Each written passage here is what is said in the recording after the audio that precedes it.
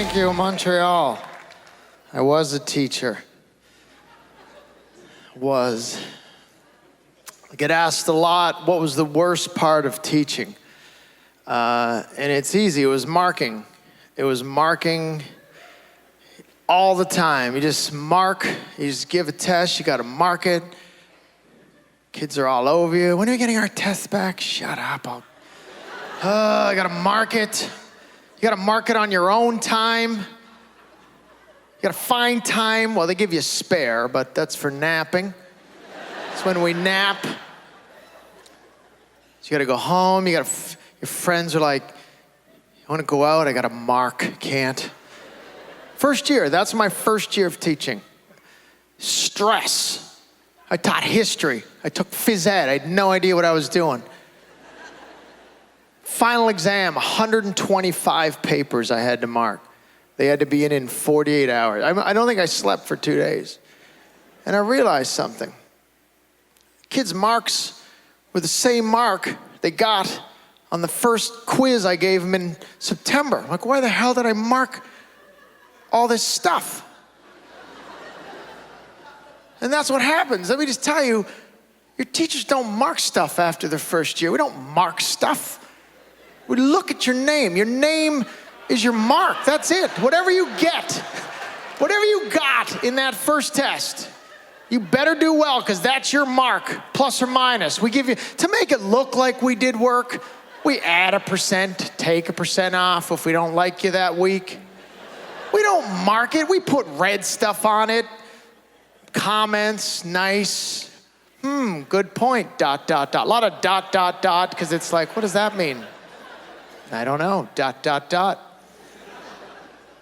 That's why teachers told you in that first test. Remember that speech? Now kids, this test sets the tone for the rest of the year. That's because that's gonna be your mark. You can't recover from that.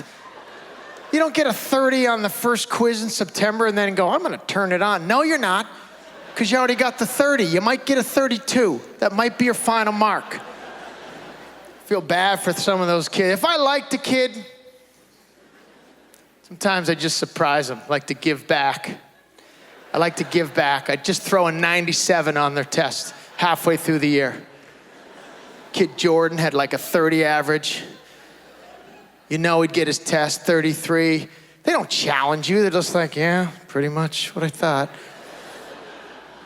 Get a 97, you should see their face light up because of you, what you did. It was a magical feeling that I could do. They'd get so excited, they'd check, right? They wanted to make sure it was theirs because their name spelled wrong, so they gotta make sure.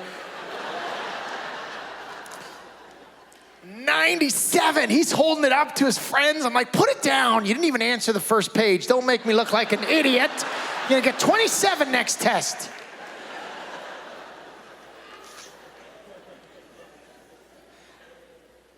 They're the easiest kids to mark too, the kids that aren't doing well. You're actually happy when you get that Jordan. You're like, oh, good Jordan, because it's just a lot of blank pages, right? Big line. We could leave it, but we go, no, I'm gonna go the big red line right through your test. You didn't try hard enough. Biggest stress for kids is around university time, college, when their marks are getting entered. Oh, it's stress time, right? They're trying to find you. They want to know their mark going into the final. You're on your spare, lunch, doesn't matter. Like they knock on your door, sir, just want to know what I have going into the final. Pull out your fake mark sheet. You really want to say, what'd you get on the first quiz? What'd you get? 71. Probably gonna have a 72 going in, something like that, around there. Joanne would come in, 84. I had a kid with a 12 average. Doesn't even sound like a sentence. Sir, what do I have going into the final? You have a 12. It doesn't even sound like a sentence. Why is he coming? Why is he here? What do I need going into the final, sir? What? I didn't even look at the mark sheet because we know who that kid is. We joke about him in the staff room. That's Tony with the 12. That's what we call him. That's Tony with the 12. Why is he here knocking on the door?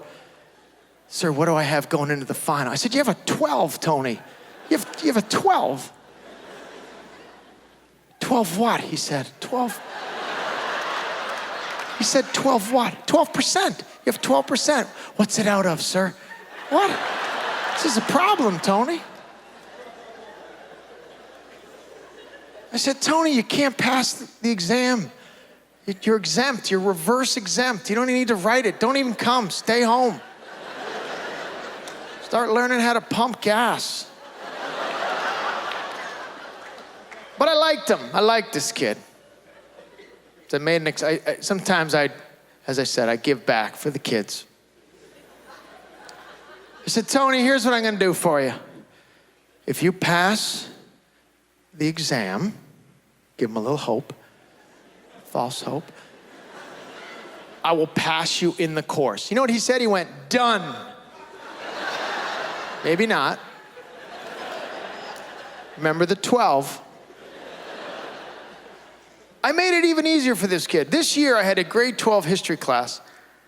The final exam was 5 essay questions, 30 marks each.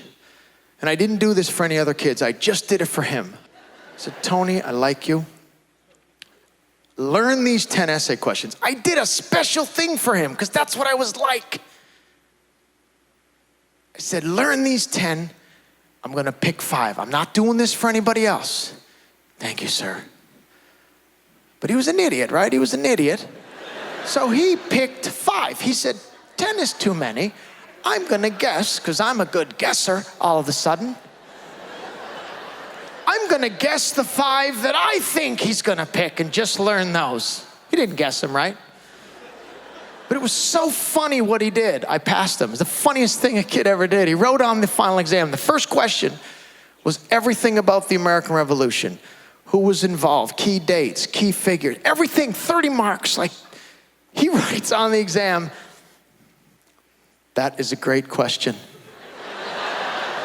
But I would rather tell you about the French Revolution. And he wrote everything there was about the French Revolution. Thank you, Montreal.